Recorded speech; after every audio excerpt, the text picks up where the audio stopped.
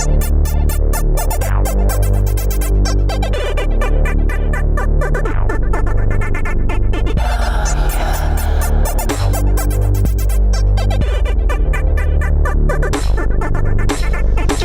I've got the new JXD 506G.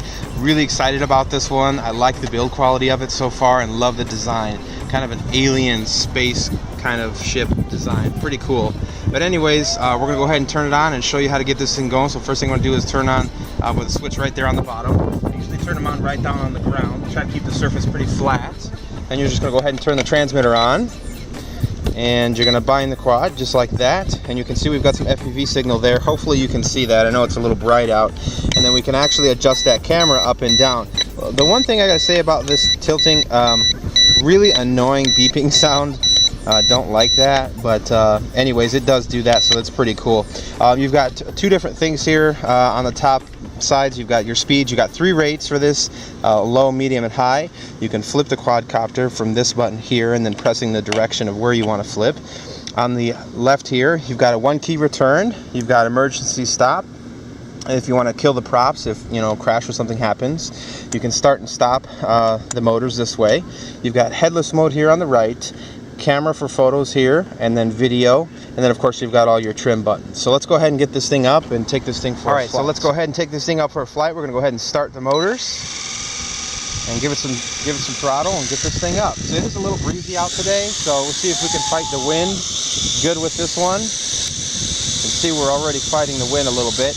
Now with the altitude hold, it does tend to do a little bit of different things when you do have some wind. So do keep that in mind. Like right now, it's kind of climbing a little bit, and I'm not trying to make it climb. So I'm gonna go ahead and put the rates up a little bit.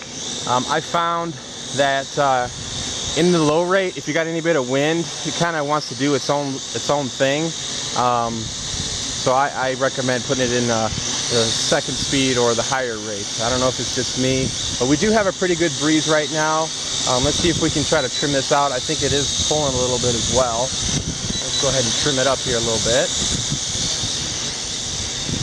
Wow, we've got some good breezes out here today. I'm going to go ahead and put it in the high rate.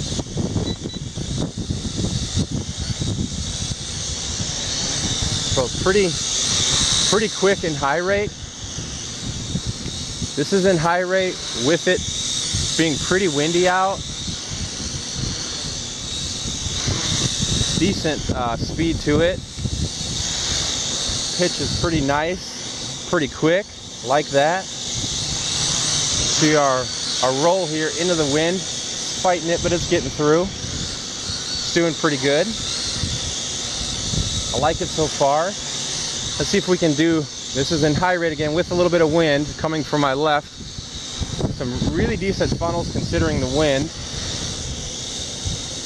thinking we've got probably a good 15-20 mile an hour wind. It seems kind of breezy out here.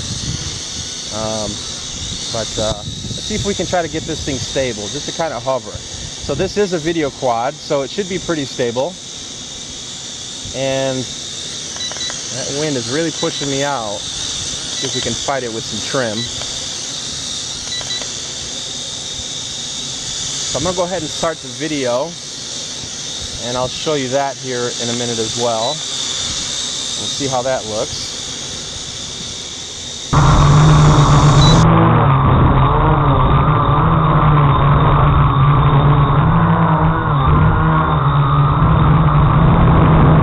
Alright, so I've got the video going here. Hopefully we can get some good footage on it for you. I do notice with the altitude hold, when you do have a little bit of a breeze, it kind of throws the barometer off and kind of wants to put the quad up and it doesn't want to come down. What I find is actually with this transmitter, it's just kind of tapping it down, and that kind of helps bring the quadcopter down. So it does have that similar issue like the 509 and 510G had with kind of having some difficulty coming down, especially when it's got some wind out. So far I still like the way this thing flies. It just looks so menacing in the air. I mean, that's just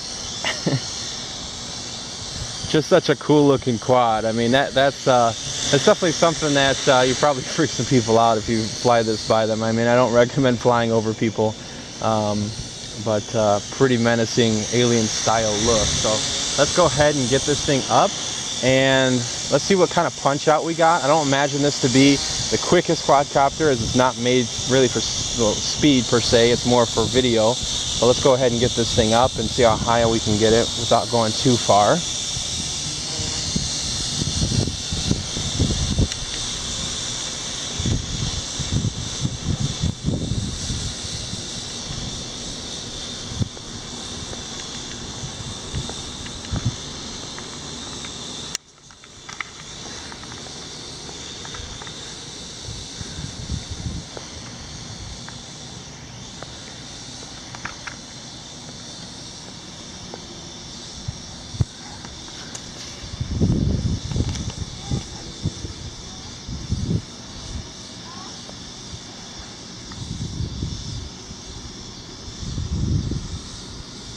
Alright, so that's about as comfortable as I'm taking it. I'm willing to take it. I'm sure it can probably get a little high. I actually still have some FPV signal here. So it's a little shaky in and out at this height, but I would say that's probably about as high as I'm comfortable taking it with just a stock dipole. You could probably switch one of these out for a circular polarized and have a little bit better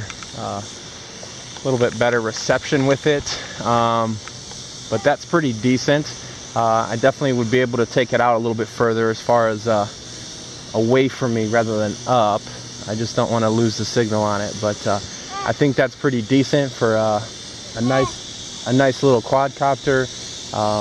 You know, in regards to flying around the house, taking it out to maybe to your friend's house or out to a park or field, seems pretty decent so far. So again, really decent power to it, and it just looks awesome. I mean, if you've got a 509 or you've got a 510, this 506 is almost a must, just for the novelty of the fact that this thing is just way bigger and has all those really nice features on it. So let's go ahead and take a look at the gimbal here. I'm going to show you the FPV screen and show you what that looks like with the tilting. So we're going to try to adjust this camera. So the breeze has gone down a little bit. Hopefully it's not too dark out here for you.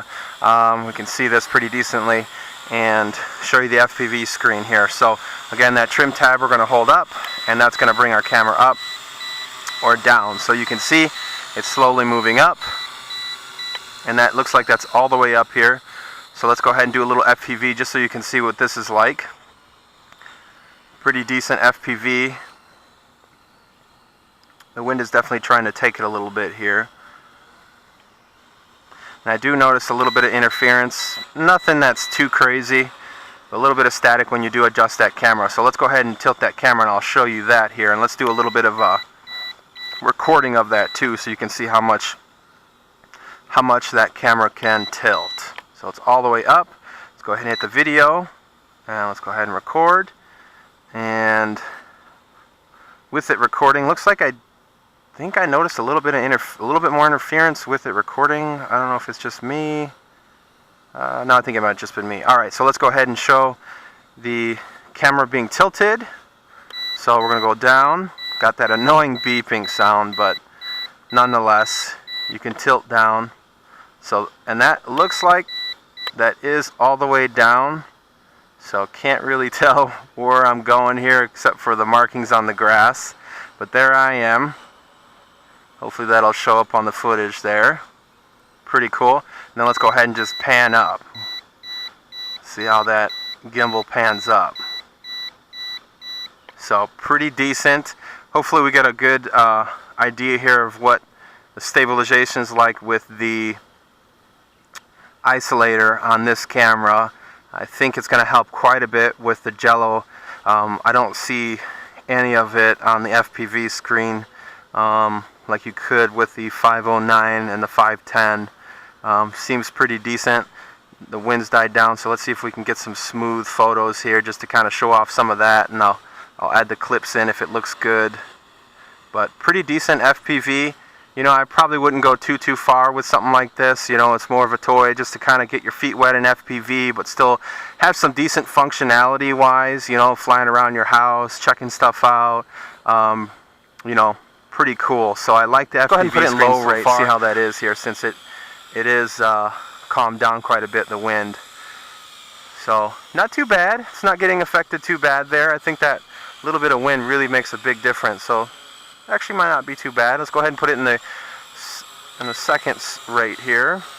Get a little bit more pitch, a little quicker, or roll rather. Decent pitch. Not bad. But as you progress with these quadcopters, you know, you're going to want to fly them in high rate. So I definitely like this one in high rate.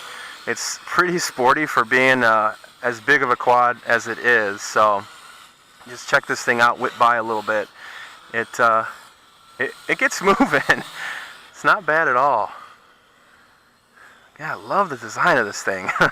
Can't say it enough. Alright, so let's go ahead and we've got it in high rates. I'm going to show you, this one does do the one button press with flip, so you're just going to press that turn button and then tell your throttle, or tell your pitch and roll stick here which way you want it to go. So let's go ahead and flip it. We're going to flip it backwards here so we can get a little bit closer for you. So we'll do a backwards flip. Okay, need some altitude with that, so keep that in mind. Looks like the battery bay opened up on me there.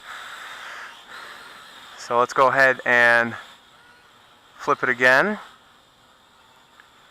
Definitely need some altitude when you're going to do that. And I think we're getting the low voltage here. Let's take a try again.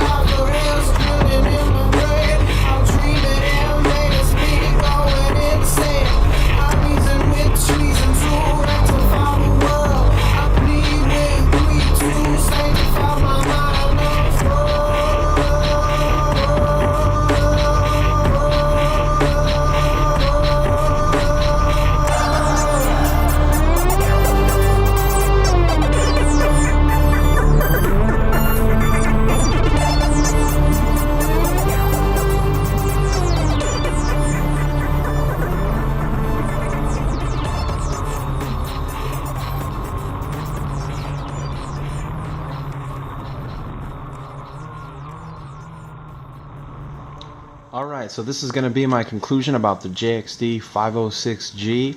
Again, can't talk enough about the style on this quadcopter. Love the design, love the LEDs. Great job JXD on this upscale design of the 510 and integrating some really nice cues with the LEDs. The one axle gimbal, for that to move up and down, does work pretty nicely. I like that. And another thing that I'm going to say that I like is that they finally did the isolator on this quadcopter over the other ones that were just body mounted. You get that jello. In the higher winds, it is a little difficult to get the smooth footage. You do get a little bit of shake in it, but when the winds are calmed down, this thing has a really nice camera. Again, for a toy grade quadcopter, I think that you can definitely pull off some pretty decent footage shots. I did a few smooth shots that you've seen there, and some others, and it seems like that really makes a huge difference. The jello is finally gone from JXD, from these quadcopters with this one. So good job there, JXD. I like that. Love the design, love the LEDs. I like the transmitter on this one too, just like the others. Pretty straightforward. Everything is labeled very nicely. A lot of different quadcopters don't do that. I like that JXD does that. It lays out everything very nice. I also really like the power on this quadcopter. It's got really decent pitch and roll, especially in the higher rates. I definitely recommend flying that in the higher rates if you've got some breeze. The barometer does not like wind at all. It kind of does some crazy things going up and down that I'm not a big fan of when it does get windy. So you want to put that in the higher rates, but on the smooth, when it's not a lot of wind going on, you can run it in the 2 lower rates and it does just fine. So getting into some of the cons on this one, one of the things that I did notice is just that with the higher winds, you have to bump that up. So that's a little bit of a con for me.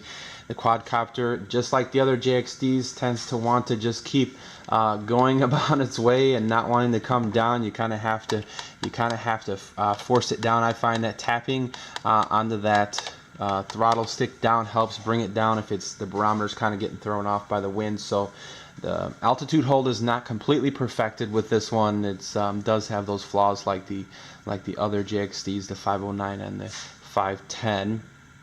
So I'm not a big fan of that, but you can overcome it if you know, keep it in the higher rates and know, kind of what you're doing there with, when you're flying, paying attention to what's going on. I did fly this complete as the quadcopter is presented with the prop guards on. So in regards to flight time, they say that the flight time on these should be right around, I believe they say like 10 minutes or so. I have not gotten 10 minutes out of this quadcopter. With the 2S 2000 milliamp battery, I'm getting about 6 minutes, and that's with mostly flying with video. I did get about that same time with a lot of wind, fighting a lot of wind, and with no wind. I didn't see a big difference there.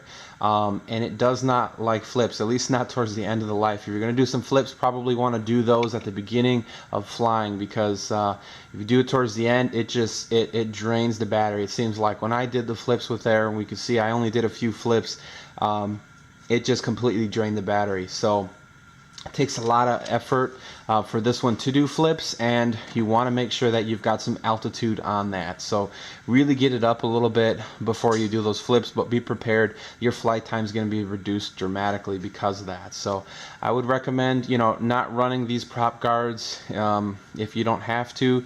These are powerful motors, so you want to be careful with these.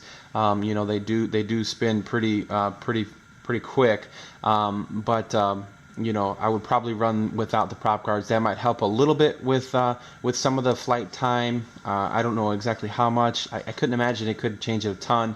But just because of the frame on this quadcopter, it's such a big quad, which I like, don't get me wrong. But what happens is you've got so much surface area now that when it's windy, it's going to catch that wind, and it's going to be fighting that wind, and you're going to have to kind of compensate with some trim if it's windy.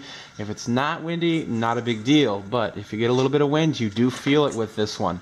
You can overcome it with the power, but you will feel it. So keep that in mind. But I didn't find that the wind, at least from when the wind that I was dealing with, didn't really change the the flight time. So I did find that off a little bit. In regards to the FPV, the FPV was pretty decent. I like the screen on here. I like the the on-off, very straightforward. The little hood could be a little bit brighter. That's a little bit of a down for me. Not too big of a deal, but a little bit brighter would have helped.